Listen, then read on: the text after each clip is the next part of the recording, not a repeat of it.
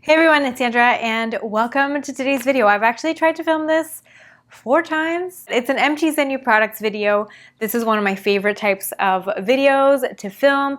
I say this every time I do one, but if you're new to my channel, this is kind of like a mix between a haul video and an empties video. It's a video in which I show you the products that I have used up recently and then the new products that have taken their place in my routine. I never like to have too many of the same type of thing open at the same time. I like to kind of use one thing and then move on to the next. There's a bit of skincare, some makeup, and I also have some candles. So let's start with cleansers. I used up the Glossier Milky Jelly Cleanser. This is like my 4th or 5th bottle of it.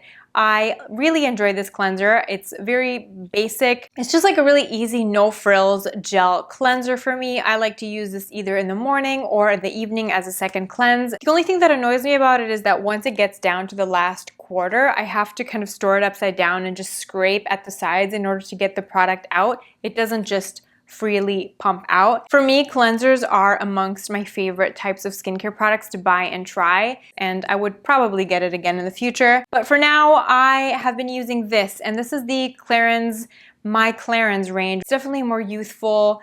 I would say it's geared towards maybe teenagers and maybe early 20s. It's completely vegan, which is great. This was sent to me. It's the Purifying Cleansing Gel. Really beautiful, invigorating scent. It's a sulfate-free cleanser, and it lathers a tiny bit. The way that I use it, I apply it on dry skin, just like a pea-size amount, work it in, and then I add some water, rinse it off, and it just leaves my skin feeling really clean, but not tight at all, which is very nice. My husband actually loves this.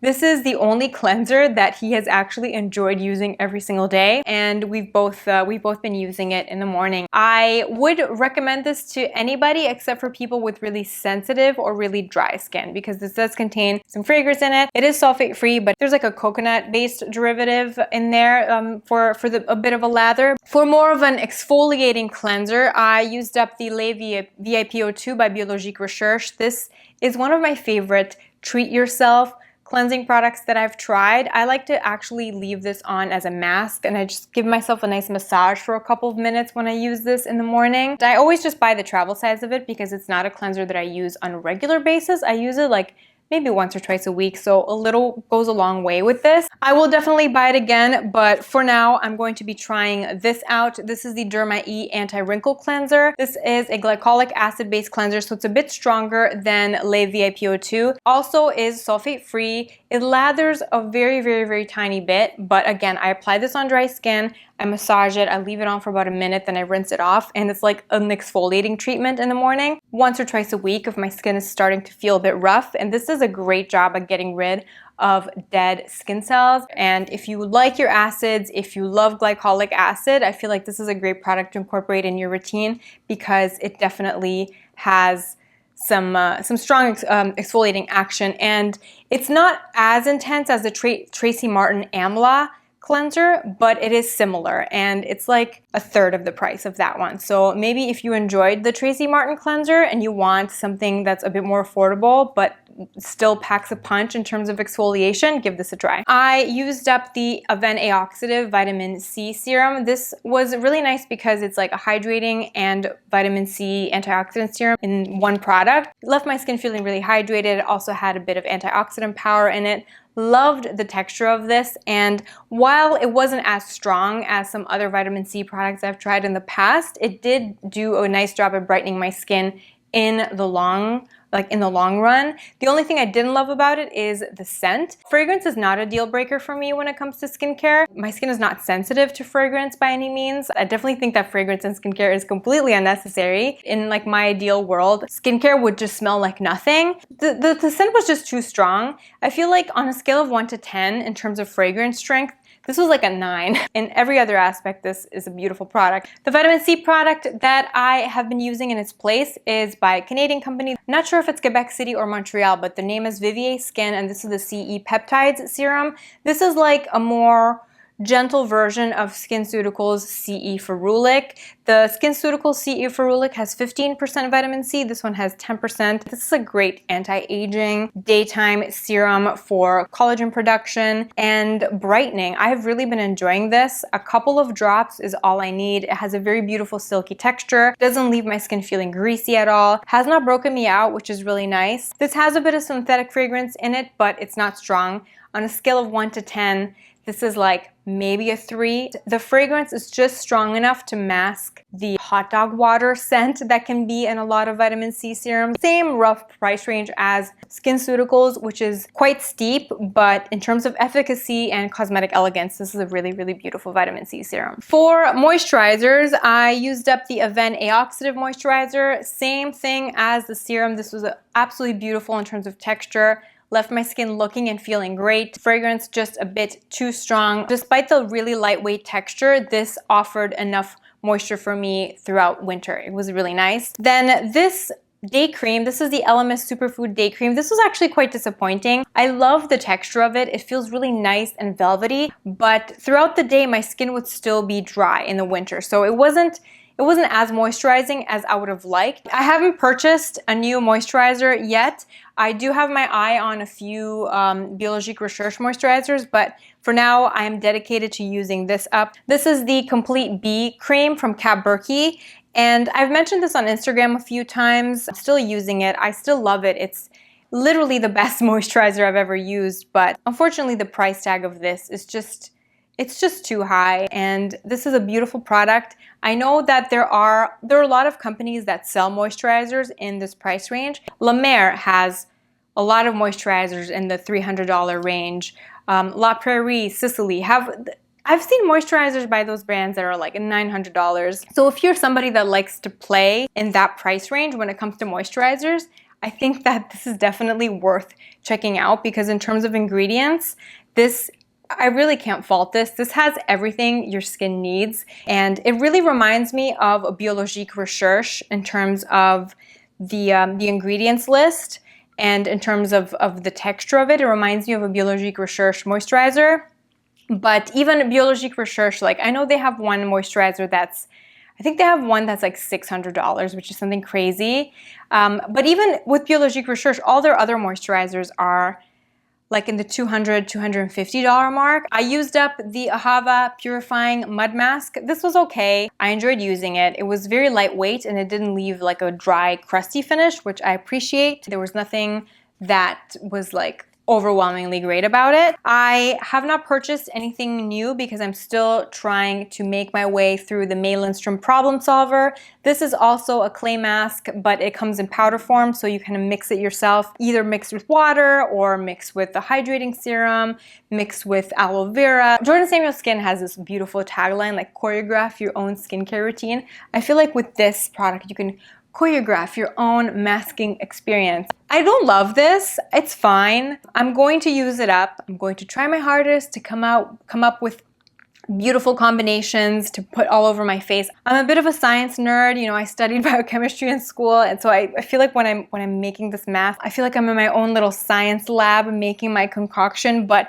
in terms of results, can't really say that this is that amazing. The Honey Mud mask from Lindstrom is more enjoyable for me, and I also, in terms of like breakout reduction, the Biologique Recherche Masque Vivant is still like A+. It's still my #1. So I will be using this up. Wouldn't repurchase. It's nice that I get the opportunity to kind of play with using this up. Next, oh god, that was weird. This is a straight up empty and repurchase. This is a Rejuvi Skin Healing Gel. This is an aloe-based product. It contains aloe vera, allantoin, chamomile extract, cucumber extract, and glycerin. So this is just a nice layer of soothing hydration and moisture, and in the summertime I like to use this instead of a moisturizer. For the winter time I like to mix it in with masks, with either a clay mask or with my Biologique Recherche Masque Vivant, or with like an exfoliating mask, just to kind of take the edge off a little bit to make things a bit more gentle. I buy this from Derm Store. I don't think you can buy this brand in Canada. I'm always searching, so if I find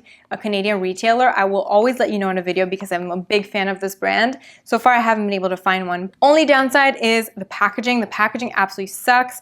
This thing, the lid always falls off and the lid cracks. When I get to the last quarter of this product, I have to store it upside down and just kind of scrape away at the edges because it's impossible to get all of it out with the pump. For eye cream, I used up the Ole Henriksen Banana Bright Eye Cream. This is beautiful, especially in the morning under makeup. Has a bit of a color correcting quality to it. It had like a yellow tint and a bit of light reflection. I can't say that I noticed any dramatic results in terms of brightening, in terms of improvement of fine lines, but it did a really nice job as like a priming product under makeup. I will definitely buy this again. Right now I'm using the Becca under eye primer thingy, so I don't really want to have two under eye priming products going at the same time. I'm going to repurchase this maybe next winter, but in terms of just a moisturizing, hydrating, lightweight product under the eyes, this is really, really nice. I've been using this morning and night. It's the Bioderma Sensi Bio Eye Contour Gel. It's a gel, but it kind of looks like a lotion.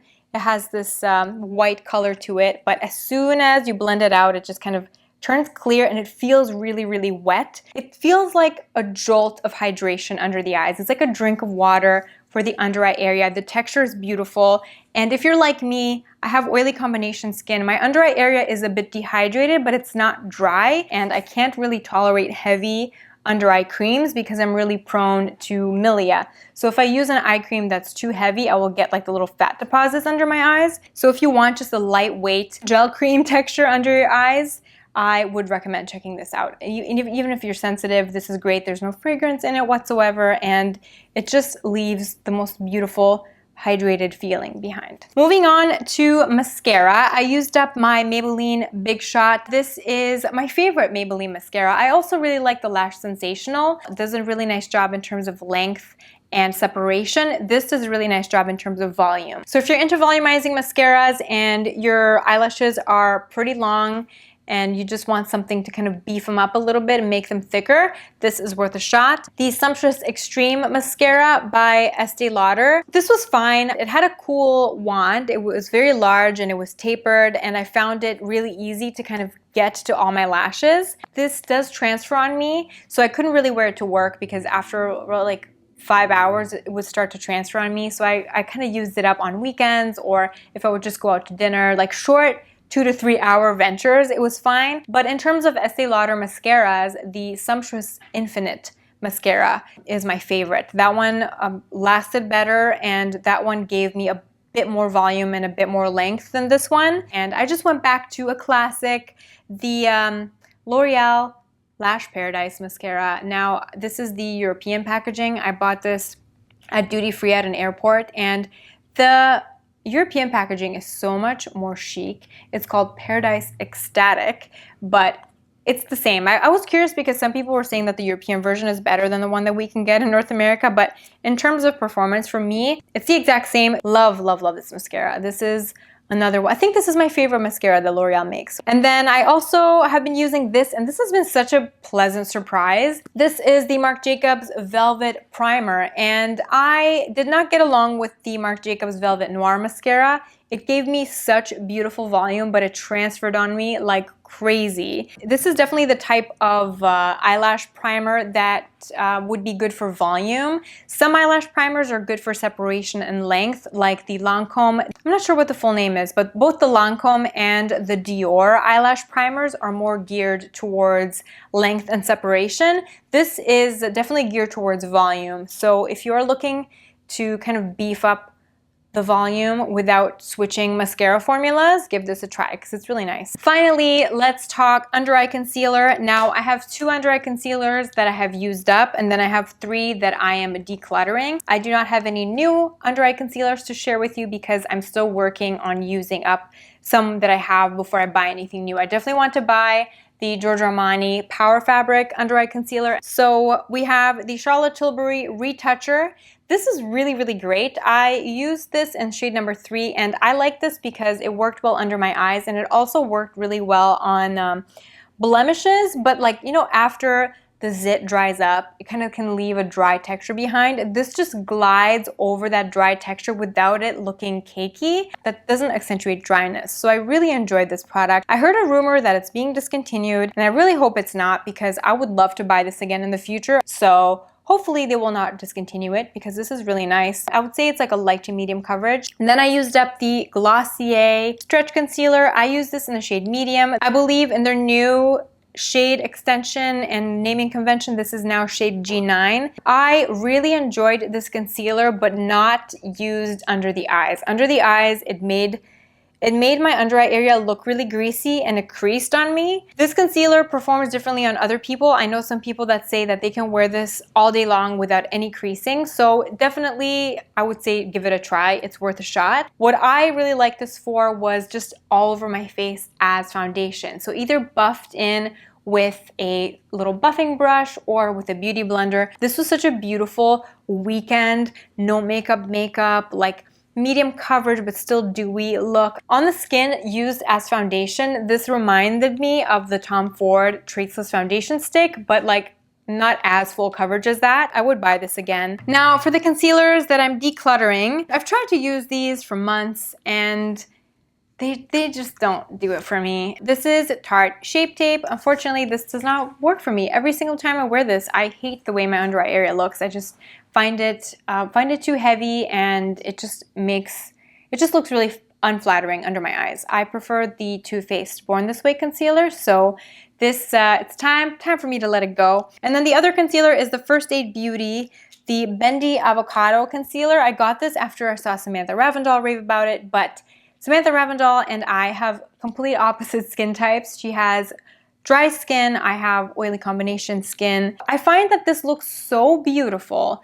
for the first hour, but then it just breaks down in such an unflattering way under my eyes. And I also don't love the shade selection. First I got shade 2, then I got shade 3. Neither of them works by itself. I have to mix the two in order to get a color that I like under my eyes. No matter how I set it, no matter how I layer it, it just never wears well on my skin. If this looked the way it looks in the first hour, if this just stayed looking like that, it would be like one of my top favorite concealers. But unfortunately, it just does not wear well on my skin. I did want to share with you some candles that I have used up over the past winter, and then a new candle that I've purchased. I love the way that they kind of envelop a room with scent, and it feels really comforting to me. Lighting a candle in the evening and like reading a book and unwinding before bed is one of my favorite things. I always love discovering new candle brands and scents, so please let me know what your favorite candle scents, candle companies are, and I would love to check them out. So this first one is by Detroit Rose. This is a local company here in the Detroit area. The name is Sage, and I love the way that it smells. It's such a clean, sophisticated scent. Slight floral sweetness to it, but not, I wouldn't call it like a girly fragrance whatsoever. Next up, we have the Otherland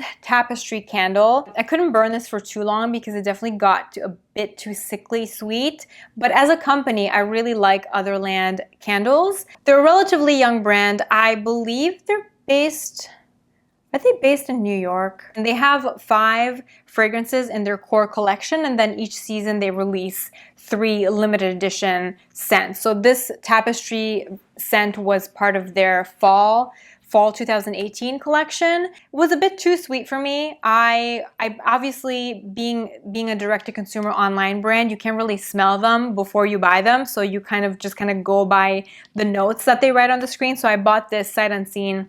Had I smelled it before, I probably wouldn't have bought it just because it's a bit too sweet for me. But in terms of quality, Otherland candles are so strong. They, if you have a large home and if you want your whole house to smell, definitely give these candles a try. They have another one in their permanent range called Rattan that I really like. That one's more of an like a sandalwood amber scent, which is a bit more light and airy. This one was just kind of like a miss for me. And this one, for some reason, burnt really dirty.